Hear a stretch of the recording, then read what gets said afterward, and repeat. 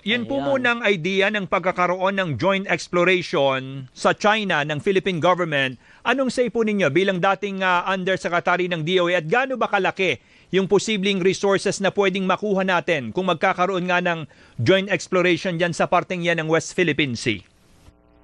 Well, alam niyo ho, ayon dun sa datos na dati na, no, noong unang panahon pa, noong 2011 nakuha namin, ang laman po dyan sa West Philippine Sea ay mostly natural gas po. No? So, kung yan ho ay miminahin natin, no, kasi kung sino man ang magiging petroleum explorationist natin, Opo. makakatulong po yan lalo na ho sa pangangailangan natin sa kuryente. Opo, opo. Pero sa harap po nung hindi naman iringan po ng China at Pilipinas tungkol sa lugar na yan, magiging, sa palagay nyo, merong posibilidad na yan ay magiging matagumpay kasi medyo may hindi naman bad blood pero matagal na po dating tayo nagkakairingan dyan eh. Oo, Doris, alam mo, sa usaping pangangailangan natin ng natural resources, no, or even conventional fuel, no, palagay ko wala akong dahilan na hindi tayo magkaisa. No, kasi pati naman ang bansang China nangangailangan po ng energy resources. No? So, sa akin pong pananaw, lalo na ho sa panahong ito, no, na hindi na ho tayo dapat umaasa nga sa langis sa Middle East at dapat ho magkaroon ng regional cooperation kasi tayo ling naman ng magkakatabi na bayan o bansa. Tama. So, I'm very optimistic po na sana po yung pamalaan ay ma-close out po yung agreement with China on this. Attorney, baka lamang ho yung ibang kritiko halimbawa ng China in particular ay hindi pabor doon sa idea ng joint exploration. Pero the reality is, hindi kaya ng Pilipinas na siya lang ang magtrabaho para explore Tama. yung natural gas na may meron dyan sa Oo. West Philippine Sea. Ganun ho ba? Tama po. No? Alam niyo ho, napakamahal ang magbutas ng sa ilalim ng dagat. Oo No? nga. Siguro ang isang exploration well ngayon, maliit po ang $100 million. No? At hindi pa ikaw nakakasigurado kung makakahanap ka, kung magbutas ka. No? Kaya nga ho ang ating patakaran sa Pilipinas, no, based on PD87, hikayatin po natin yung mga foreign companies na pumunta dito at sila ho mag-exploration dito sa Pilipinas at sagutin po nila na wala kailangan gastusin ng gobyerno. Opo. Pero sa ganyang mga pagkakasundo, paano po ang hatian dyan? Yan. 50-50 ba? O 70-30 o yan, 60-40? Opo, ayon po dun sa ating batas na medyo matanda na rin po, no? Presidential decree pa siya, PD87. Ang regime ho natin, fiscal regime, ay lahat ho ng gustusin, ibabawas muna, tapos ho yung matitira, tinatawag nating net revenue, hatian po dyan, gobyerno, ang pamahalaan ng Pilipinas, tatanggap ng 60%, tapos ho yung exploration company 40%. Ganun po yung nakasulat sa batas at ganyan yung hatian pag nakahanap tayo ng langis or natural gas. Kanyo attorney, 60% mapupunta sa Philippine government and then Oo. 40% dun sa partner niya sa ka-joint Opo. exploration? Of the net revenues po, 60-40 siya. 60-40. So, panalo na tayo doon, attorney, hindi naman tayo lugi. Panalong-panalo po kasi una-una yung risk na hindi makahanap po, no, ng langis or natural gas, wala po sa pamahalaan ng Pilipinas, no? Nandun po sa foreign company, no, na magbubutas at mag-explore. So, pag nakahanap naman po, syempre, aawas po lahat ng gastusin, tapos yung net revenues ay 60-40 po ang hatian. Ganyan po tayo sa Malampaya. Opo. Okay. Pero attorney, doon ho sa posibleng joint exploration na yon, walang ilalabas na pera o resources ng Philippine government, kundi papayagan lamang natin sila na i-explore yung kung ano man ang meron doon sa teritoryong pasok sa sakop ng Pilipinas. Ganun po ba yon?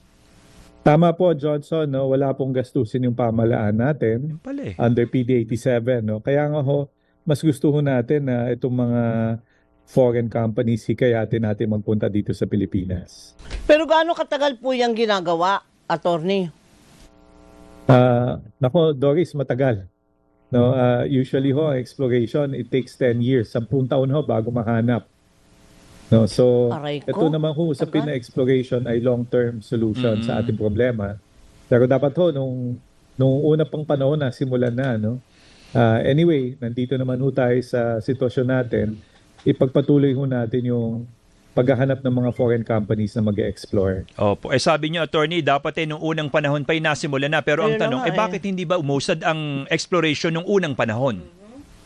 Well, may kanya-kanyang dahilan na kung titingnan ho natin yung dahilan na dito sa Pilipinas ay kamakailan lang ho na-resolba yung tanong na yung tax assumption clause po, no? Yung Supreme Court natin, finally ay nag-render siya ng decision na pwede hong i-absorb ng pamalaan yung taxes, no, ng foreign companies, no? Bago lang ho yan. Last year lang ho na issue ng Supreme Court na ngayon po ay malinaw na po sa mga foreign companies na pwede na talaga sila mag-explore at malinaw na yung hatian natin, no, including the tax assumption. Alright. Pero, attorney, hindi naman po kaya magdabog o magmarakulyo ang USA dahil sila po ang kaalyado natin. Matagal na pong kaalyado natin at ang US at ang China ay matagal na rin nag-iiringan naman. Well, alam niyo wala ho dapat mag-complain ng bansa, no, in the first place atin po yung lugar na i-explore natin, no. Ang interest naman ho ng pamahalaan ng Pilipinas ay kung ano makakabuti sa ating mga kababayan, no. So kung tayo ho ay magde-decide na mag-exploration with any foreign company, kahit anong bansa ho nang galing, ang mahalaga po tayo ho nakikinabang, no, at dapat ho yung ibang bansa huwag ho silang mag-complain kasi hindi naman nila teritoryo yan. Opo. Pero attorney, China lang ba ang posibleng maging ka-joint exploration ng Pilipinas? How about yung ibang kalapit ho nating bansa na po pwede ring baka may resources Correct. na po pwedeng gamitin po natin para ma-explore yung natural gas na meron doon? Pwede po yung ibang mga kapitbahay ho natin, no, ang mga kapitbahay natin na katulad ng Indonesia, Malaysia, Thailand, meron ho silang kanya-kanyang exploration, no. Pero historically ho, kung babalikan naman natin yung nangyari dati, ang mga kumpanyang galing sa China ho talaga ang nag-express ng interest, no, dito sa Pilipinas, no. So, pwede rin ho ibang bansa pero kung ang Chinese companies naman ay willing and able, no, to provide the resources both financial and technical, ay palagay ko napapanahon na tingnan natin. Ayun. Pagka nagkatuluyan na, di meron na nakuha na natural gas. Okay? So, kanino mapupunta dito sa Pilipinas, ano? Sa pribado ba yan o sa gobyerno at sino mangangasiwa? Well, kung ipapasailalim ho natin sa PD 87, dapat ho ang mga ngasiwa niyan ang pamahalaan ng Pilipinas through the Department of Energy. Yan po yung nakasulat doon sa ating batas, no? So, mas maganda ho na sila ho'y sumilalim sa ating jurisdiction. At noong unang panahon na pinag-uusapan namin yan with Chinese companies, wala naman ho silang problema dahil ni-recognize naman nila yung lugar na ating miminahin for exploration ay malapit sa Pilipinas, no? So hindi naman ho issue sa foreign companies. Opo. Klaro yan, Well, sana po ngayon Sana. ganyan din. Wag na ho natin pag-usapan yung away at the end of the day. Alam niyo naman ho, ang interest na komersyal ay nakabatay din naman kung lahat naman ho kikita, no? At lahat ho makikinabang, no? Whether 60-40 or other forms of sharing, ay mas mahalaga ho ngayon meron tayo energy resources. Opo. So ang sinasabi niyo, Attorney Jay, ay pupwedeng isantabi yung sigalot between the Philippine government and Chinese government doon sa Oo. pinag-aagawang parte ng West Philippine Sea at uusad pa rin yung oil exploration with private companies na nakabase sa China. Pwede po, no? Especially now, nakikita naman natin, sino pa ho ba ang magtutulungan kundi yung mga ating kapitbahay. No, ito nga ho yung dapat palawakin natin yung regional cooperation dahil at this time ho ay nakakaasa ho tayo sa ating mga kapitbahay more than yung mga bansa ho na nagkakagulo doon sa Middle East. Opo. Pero dun ho ba sa PD87 na binabanggit mo, Attorney Jay, klaro ho ba doon na hindi dapat, kumbagay, magiging issue ang territorial dispute ng dalawang bansa kung matutuloy man ang oil exploration dyan sa West Philippine Sea? Well, alam niyo yung PD87, nakafocus ho siya doon sa sharing between the government at yung foreign company, no?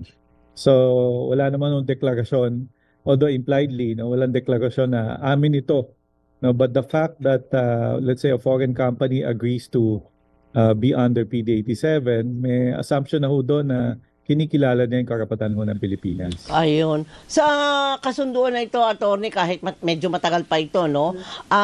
Sa palagay mo, ito yung makaka-de-escalate ng ating iringan nga sa China? Yung ating mga panghaharas sa ating mga mangingisda at ating mga taga-Coast Guard at BIFAR, palagay nyo huhupa na dahil sa kasunduan na ito, dahil sa nais nating lahat na magkaroon nga ng sharing. Sharing is giving, di ba? And caring. Yes.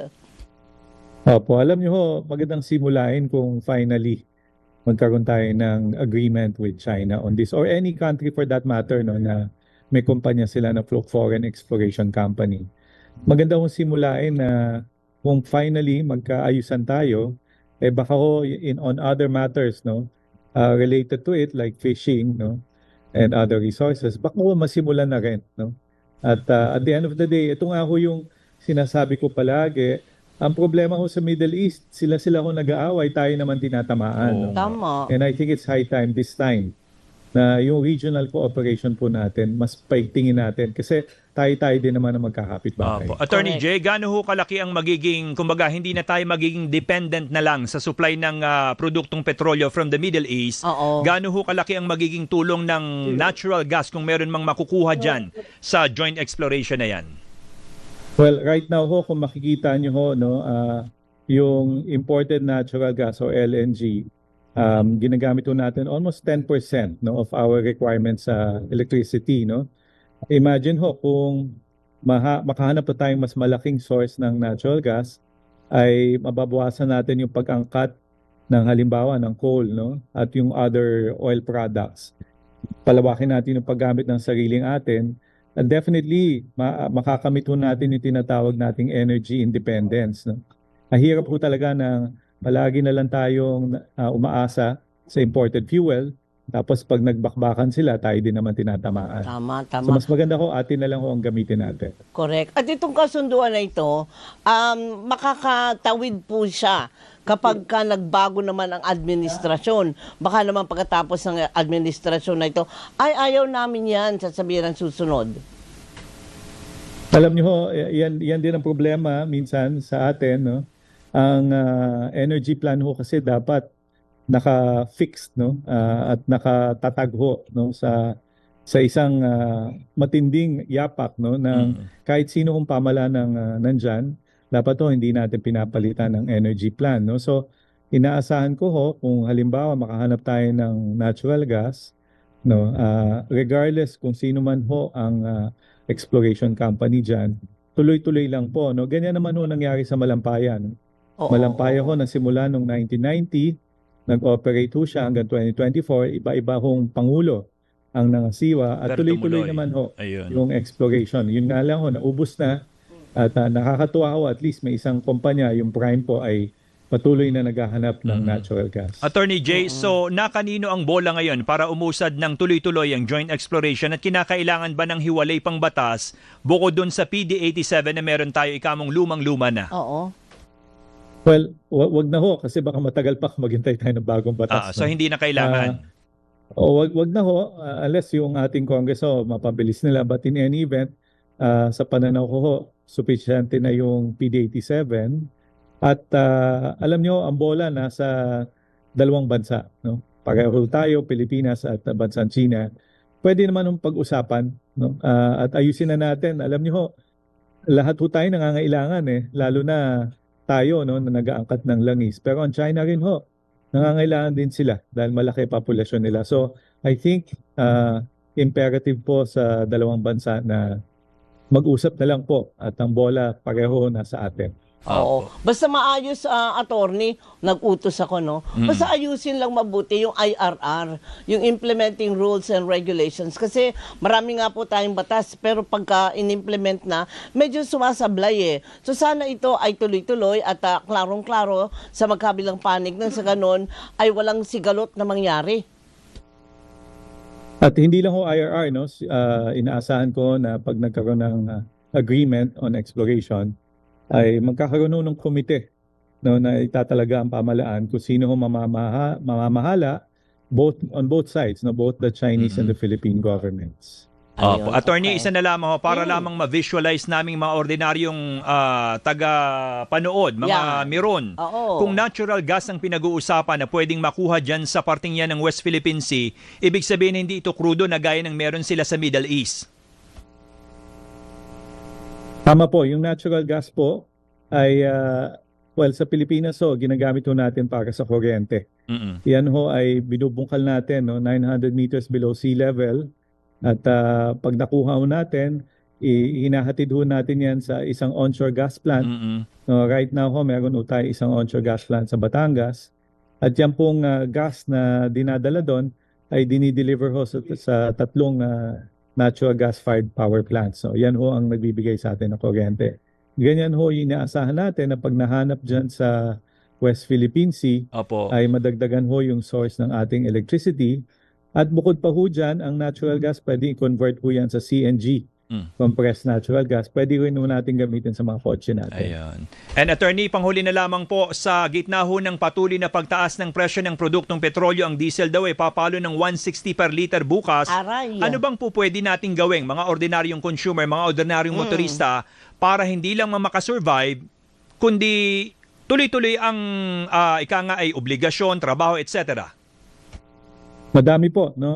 Unang-una, ngayon ho, yung pagbiyahe natin, medyo planuhin natin, no? Pangalawa, kung pwede hong bawasan ang pagbiyahe at instead, mag-online po tayo sa ating mga meetings, pwede hong gawin yan, no? Pangatlo, sana ho, palawakin pa yung paggamit ng MRT, LRT.